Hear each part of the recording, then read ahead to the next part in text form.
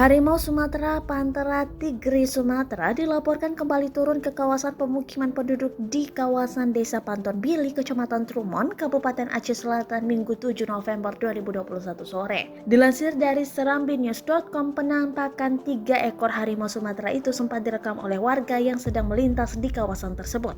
Video penangkapan harimau tersebut kini sudah beredar luas di grup WhatsApp. Menurut informasi yang diterima serambinews.com, pada Minggu malam, masyarakat Panto Bili melakukan ronda malam untuk berjaga-jaga dari ancaman satwa yang dilindungi tersebut.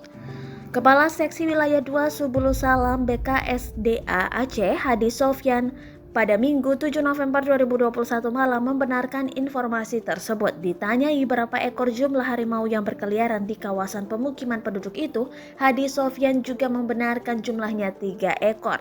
3 ekor, 1 induk dan 2 anaknya. Jelas Kepala Seksi Wilayah 2 Subulu Salam BKSDA Aceh.